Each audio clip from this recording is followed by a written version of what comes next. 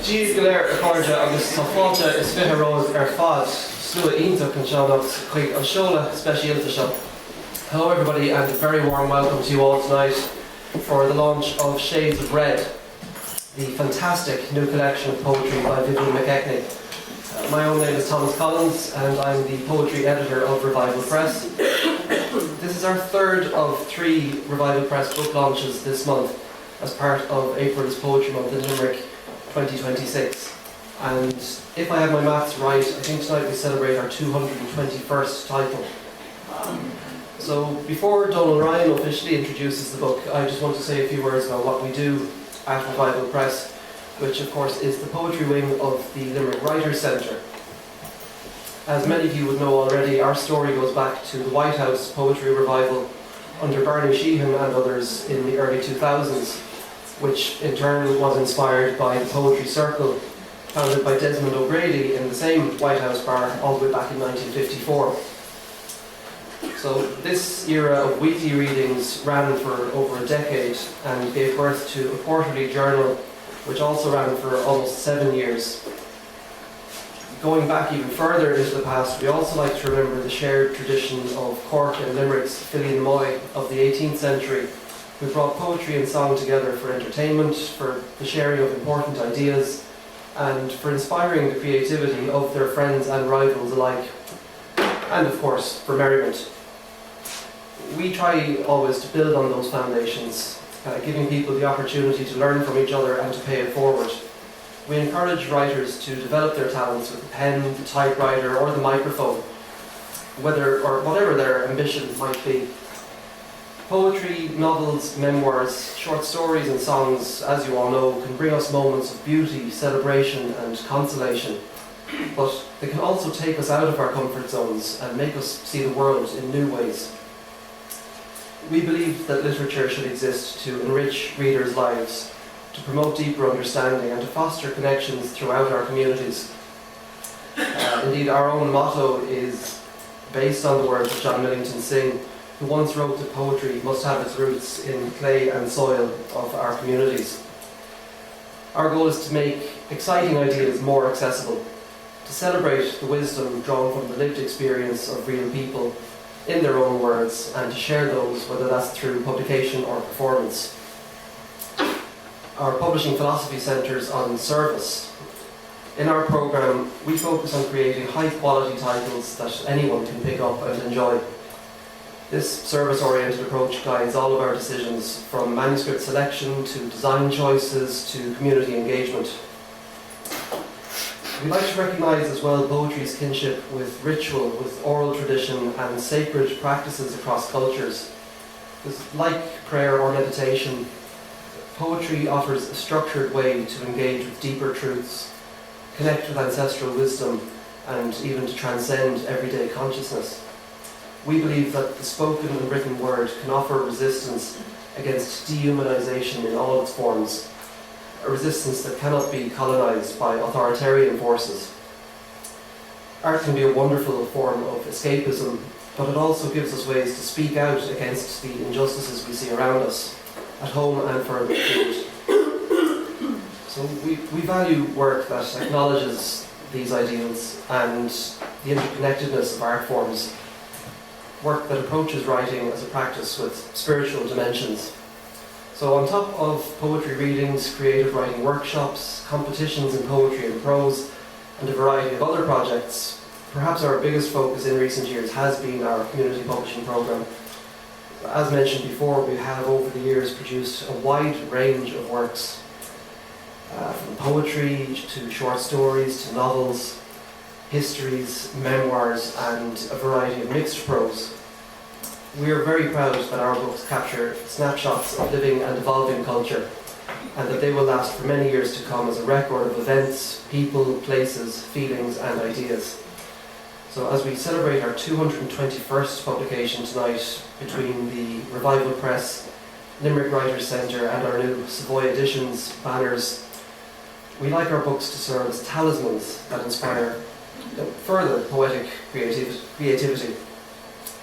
And tonight we celebrate a poet who has championed the arts in Limerick and who continues to shine a light on the city's creative side. in her role with the Limerick Literary Festival in honour of Kate O'Brien.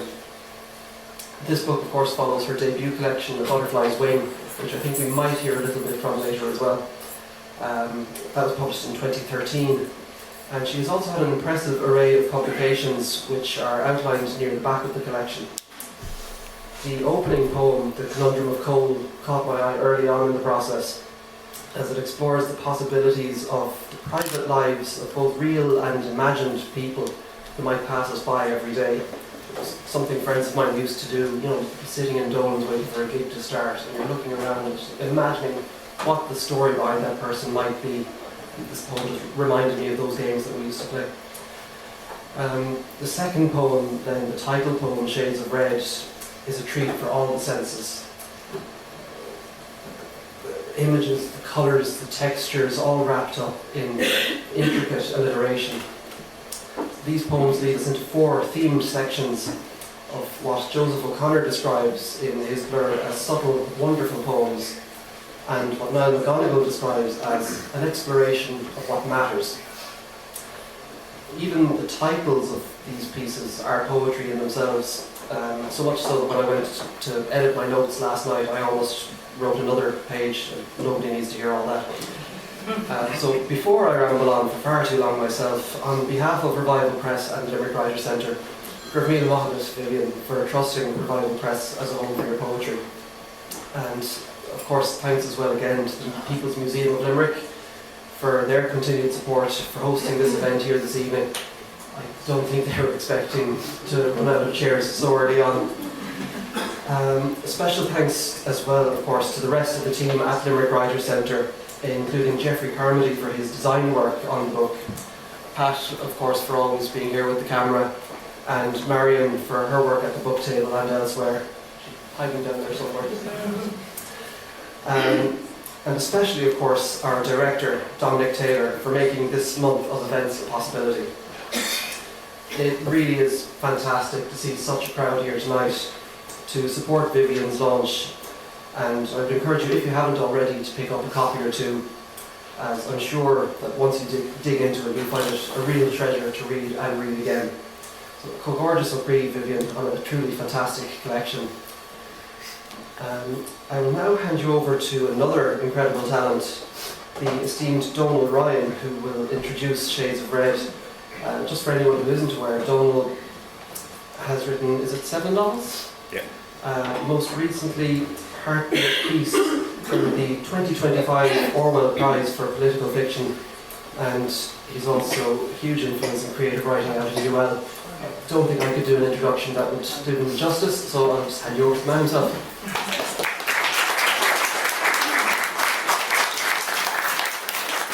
Thanks, Thomas. And congratulations to Thomas and Dominic and to the mighty, mighty Revival Press. I've been to a lot of book launches in the last 15 years, all around the world, and this is by far the biggest crowd I've ever seen at a book launch, anywhere in the world. And so well deserved for Revival and for Vivienne. I'm so thrilled to be here, actually. The very first person who ever contacted me after I became a published author back in 2012, outside of the small office of my first publishers, was Vivienne McKechnie. Yeah, in October of 2012, I got an email inviting me to be a keynote speaker at the Kate O'Brien Festival. My very first invite, my very first literary invite. And of course, I said yes. I'd never been to a literary festival. I had no idea what went on, but I should have stopped to think about it, realised it's going to be mostly about literature. But as my wife said, nothing could stop you anyway. I went off and wrote a big long rambling speech about human rights in China. And I inflicted this long speech on the Kate O'Brien Festival, and Vivienne was so gracious. And to this day, she still says, no, you were dead right to do it. It was a lovely speech. Sitting there, I said, why did you look so bewildered? But it was such lovely, and actually it's one of my fondest memories of my time in the literary world. It was such a lovely, you can't remember it, Jennifer Johnston was there, and we became fast friends from that day on, and it's the festival I remember with most fondness.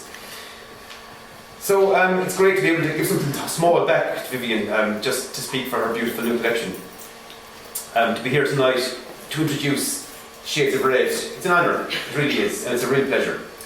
So if you are about to embark on reading these poems, I can guarantee you that you have a beautiful experience ahead of you. These are little miracles. They're gifts from Vivienne to us. There's a certain type of quietness that attends good poetry, that causes a deep relaxation of the body and the mind, a nourished kind of peace. It's the relief that follows the witnessing of the impossible, because it's the poet's task to articulate the ineffable, so that the reader feels as though the poet has seen something that can't quite be described, put a grammar on something that transcends language itself. In Platform 7, Vivienne relocates a benign ghost to the twin platforms of Limerick Junction, so that she can, quote, read solitary people's minds, haunt their edges, and hover in front of them, block the yellow line. We will let her rescue those lost souls, touch a shoulder before the wheels hurtle on, send the gust of air to blow the other way, and push the person so he or she can safely stay free from the lure of the track, the rushing engine. Give them more time to think again, to realign. Let the train pull up perfectly. Save the driver's pain as all passengers step safely onto, not underneath the train. Beautiful. Vivienne is, as most of you probably know, if you know Vivienne, a devout environmentalist. From the title poem on, this collection reveals her abhorrence of artificiality, the aberrance of processed food, of factory-farmed animals. We all exist in nature, but many of us allow ourselves to ignore it, to treat it more as a nuisance than a gift.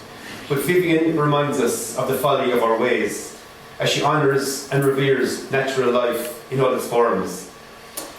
A menagerie that includes squirrels, orangutans, cuckoos, swallows, daddy-long-legs, hens, as a small example. As they do in Vivienne's life and her home, form a coalition of the loved in these pages, shepherded by Vivienne into a gentle but steadfast manifesto for the creatures with whom we share this earth and to whom we owe our very existence.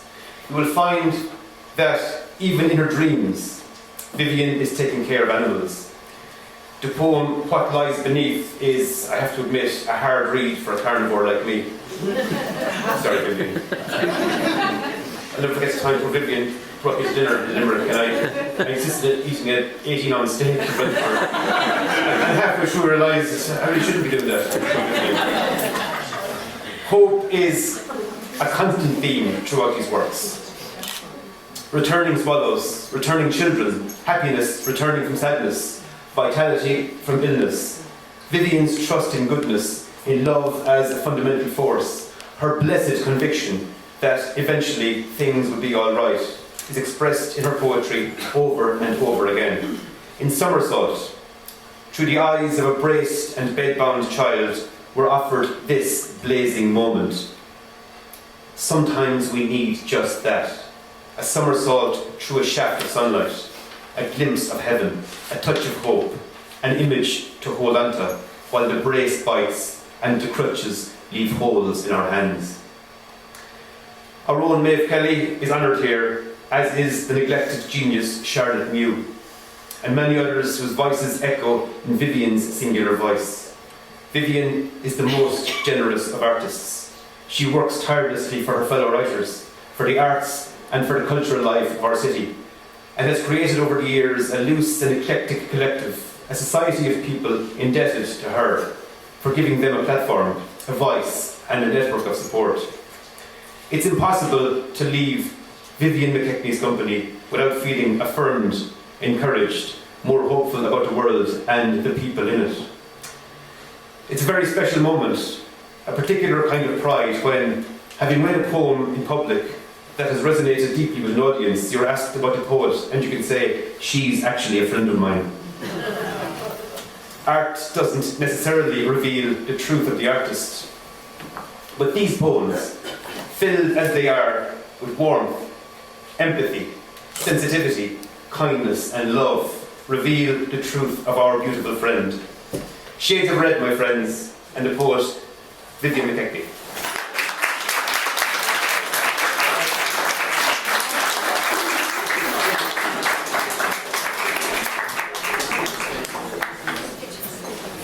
I followed that. Amazing. Thank you very much, Donal. That was absolutely gorgeous. And thank you, Thomas. Sorry. And thank you, Dominic, and everybody at Revival Press. Before I start, I want to thank Joe Geaney, who's here. Joe, for this absolutely beautiful cover. I was in Tyrone Guthrie for a week, and at the end of the week, we were visiting the Visual Artist Studios, and I stood in Joe Geaney's studio and thought, oh, if Shades of Red is ever published, I want that on my cover.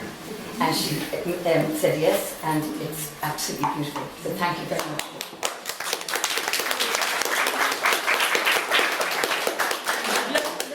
She's living in Nina, and she has her own website and everything, and she's a brilliant artist.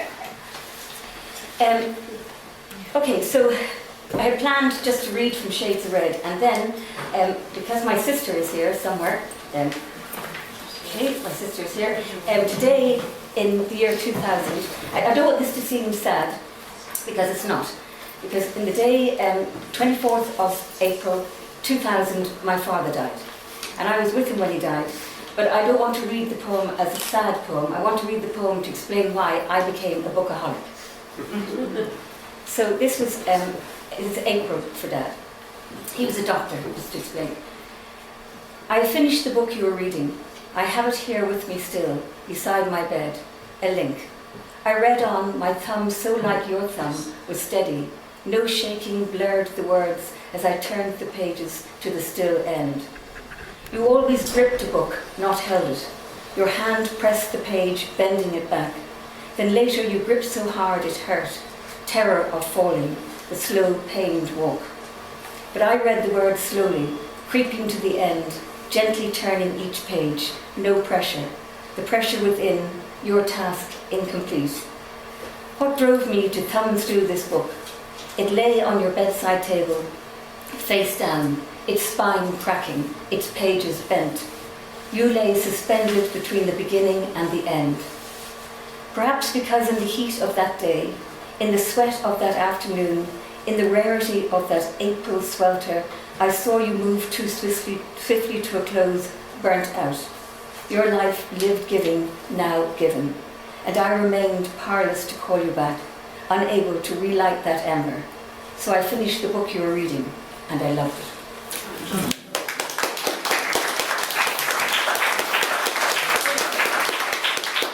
Important to mention this book, A Butterfly's Wing, because it's available for sale in O'Mahony's, and I just want to say that O'Mahony's is the most wonderful bookshop in the world. It was established in 1902, it's still going strong, and there are lots of O'Mahony's people here, which I'm really grateful for tonight. So, and Donal Ryan's wonderful books are all available also. So, because Thomas mentioned the conundrum of coal, I'm going to start with that poem. I'm only going to read 40 poems.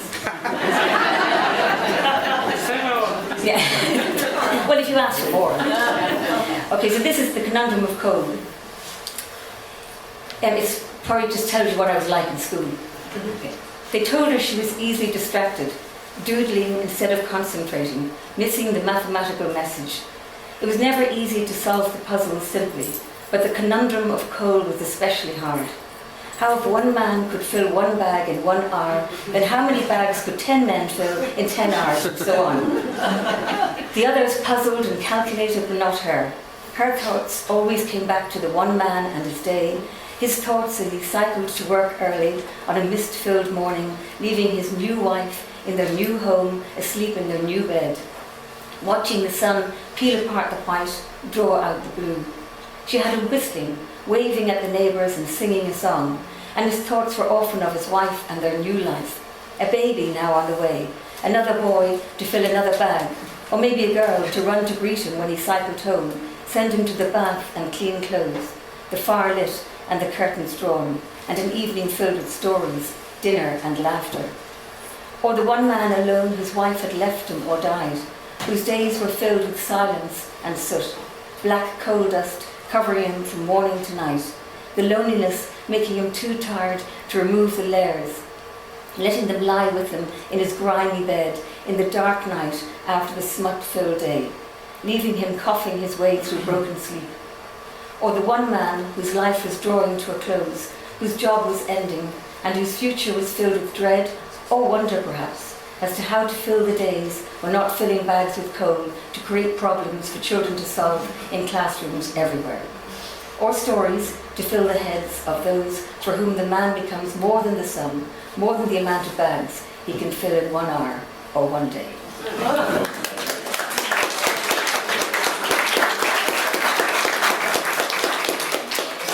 So now we're on to the angry part. Now this poem, Shades of Red, the title poem, was actually written because, and I apologise, it was written for John's mother in anger because, well, you understand when I read the poem. So I think she would laugh actually. Shades of red. Ripening tomatoes cling to the vines, tendrils holding them until they are ready and we reach in, pick a big basket full to the brim. All the shades of red intermingling, scarlet, crimson, cerise, vermilion, some orange and yellow, purple ones too. Vivid, vibrant, various hues catching the light. Their sunshine fills the kitchen as we prepare this sumptuous soup, a blend of flavours, each tomato carefully chosen. Only an onion and a potato added to the mix, and a small touch of turmeric and vegan stock. We wait as the smell seeps from under the lid, filling the kitchen with a scent of summer. We fill 2 glass jars for you and watch them turn peach-coloured like a sunset in some exotic place at the end of a hot day, its richness sealed in, labelled, a gift for you. But you cannot accept such natural beauty. Instead, you add your own stock, the boiled bones of a plucked clean carcass, drops of blood blending with the tomatoes, adding the foul touch and lasting taste of death, turning the sensuous sensation to the grim reality of ordinary, everyday ignorance. But its glutinous globules of grease separate on the surface as if the soup shied away from its unpleasant presence, recoiled from its contact, shunned its essence of cruelty. Drink it if you must, but next time I will send a tin of shop soup. Let you release the chemicals coming from the can, savour its processed preservatives. I will keep the tender tasting tomatoes, savour their burst of joy, let them linger here at home on my tongue.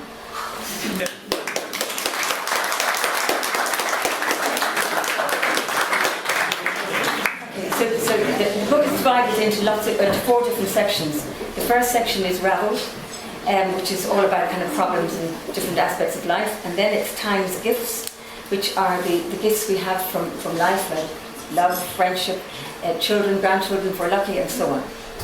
So I'm going to read The Mirror, and it's for Hannah, who's not able to be here tonight because she's minding the 3 grandchildren that the book is dedicated to, Jasper, Forrest and Neil.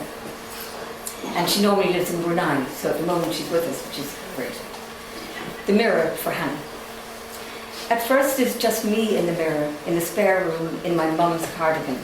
It is pink and grey and I remember her knitting it. She was always knitting, going through pattern after pattern, knitting fast, hating the end, the sewing up bit. The wool is soft and I've hand washed it, worried then that I would wash out the smell, but it had lingered, caught in the drawer, sealed in somehow for 13 years. I put it on hesitatingly, wondering again why I saved it from the clothing bank, why I decided against that particular clear-out.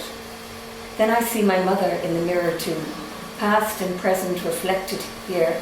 I reach out, touch the glass. The warm wool wraps us in an almost hug. And I am Mum, and Mum is me, and the wool cardigan holds us safely together for another moment, our lives no longer apart. The vision fades, it is just me in the mirror. Me, now a mum too, and suddenly I remember why I saved the cardigan all those years ago. My daughter, the one who loves to clear out everything, had put her face into the grey wool and smiled. It smells of granny, she said, keep it.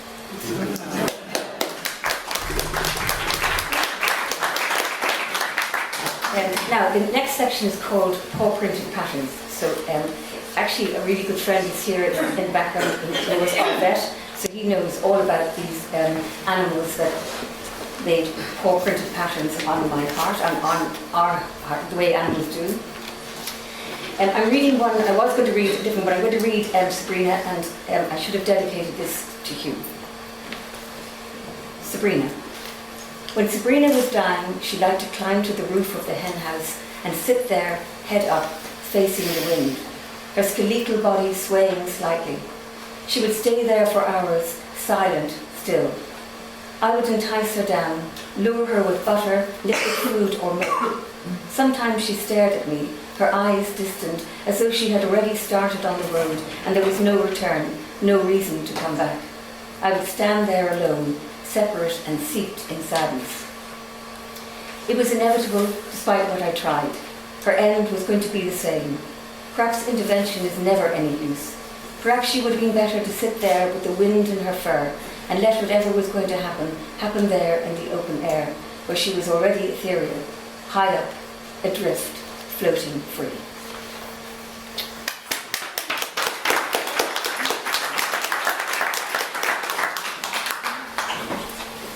Okay, this poem is very special to me because it's a poem about my friend. It's about my friend Maeve Kelly, who was an amazing writer, a feminist activist, and a great, great friend. And she actually said to me that she asked her mother this question, and then I said to her, "Are you going to write that?" And she goes, "No." So I said, "Can I?" And she goes, "Yes." So it's called Under the Floor of Heaven for Maeve Kelly. The sky has been redecorated. Heaven hasn't been idle in this global pandemic, this virus-saturated time. I tried to describe the colour azure, cobalt, sapphire, spring, suddenly know that it's simply celestial blue, vibrant, clear, streak-free. Now no planes pollute the air, only birds emboss its surface, embroidery patterns changing, a kaleidoscope of colours, shapes and sounds moving across that celestial blue floor. I see you there in the distant past, a young girl, your fair hair forever falling over your face, your mother in the kitchen, hot spoiling, the back door open, sunshine bouncing off the flagged floor, washing waving white against the blue sky. You sit on the doorstep, the dog dozing beside you. You rest your head in your hands, you notice everything, the distant drone of a tractor, the clink-clank of machinery, a blackbird pecking for worms, grazing cows, even a ladybird on a leaf. But it's the sky high above you stare most at, shading your eyes against the bright light. You listen, watch and wait, while thinking, always thinking. Then you jump up, rush in and pull at your mother's skirt, demanding attention, needing an answer. Is the sky the floor of heaven? And if it is, are there other floors, other rooms, and... Your mother turns to look at you. She sits down to think about your question, and she pauses, pushing your hair out of your eyes, as she smiles and says, amazed, "You're a strange one, so you are. And we don't know what you thought then, though I imagine you smiled too, as your mother whooshed you outside again, a biscuit freshly baked clutched in your hand, the dog mad with excitement, the rush of air as you both raced across the fields, the moment magical, a dog and a girl running, wind in her blonde, wispy hair, under the floor of heaven."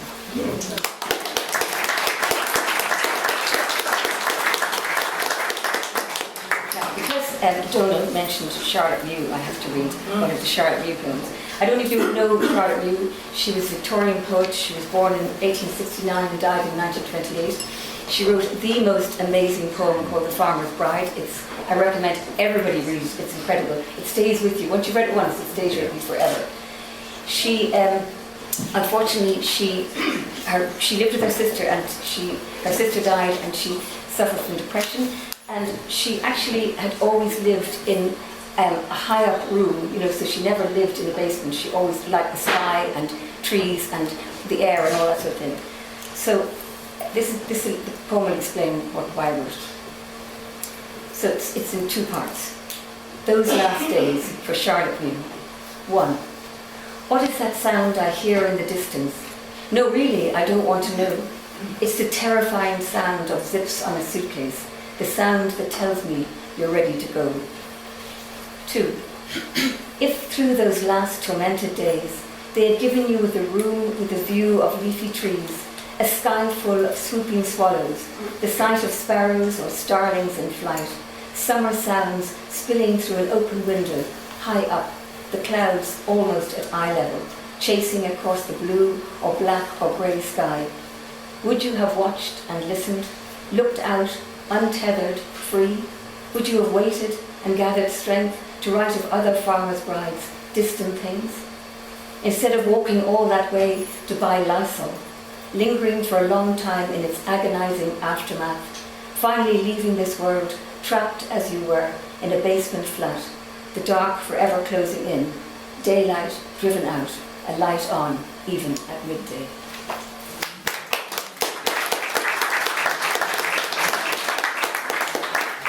So I think there's probably plenty of poetry, but I want to end with one because this poem is really important to me, and it's in the now section. And the reason it's important is anybody, Margaret is here somewhere. Yeah, Margaret's here because she knows all about my endeavours learning the piano. So I take a long time with each exam. It's a good idea to spend a long time doing it. So this was, I did eventually get grade 5, and I've now eventually got grade 6. And they say I'm going to do grade 7, but I doubt it. Anyway, so this was this is before a music exam, but it's about enjoying a moment, a special moment where you don't want to go backwards, you don't want to go forwards, you just want to stay there. And it's called Half Moon Magic. This morning, early, the cold encasing everything, I stand by the window looking out, and I don't want to change anything, move anywhere, not from this silent space, standing in the half-moon magic of this early morning before my music exam. Afterwards, I can replay the notes, make the scales smoother, imagine the pieces played not so imperfectly, calculate the marks, conjure up a score. But for now, I stand here silently in the clear white light of a perfect half-moon and all its magic. Beautiful.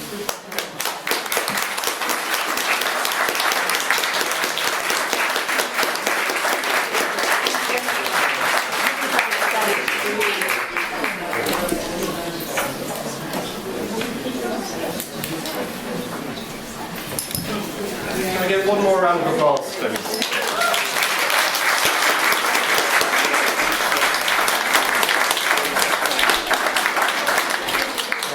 Once again, thank you all so much for coming tonight. We're just going to take a group photograph and then we'll release Vivienne maybe to sign a few books. Thank you all so much for coming. It has been magic to have you all here. Keep an eye on the Facebook page for the last few events that we have coming up for April's Poetry Month in Limerick. But yes, this really has been one of the absolute highlights so far.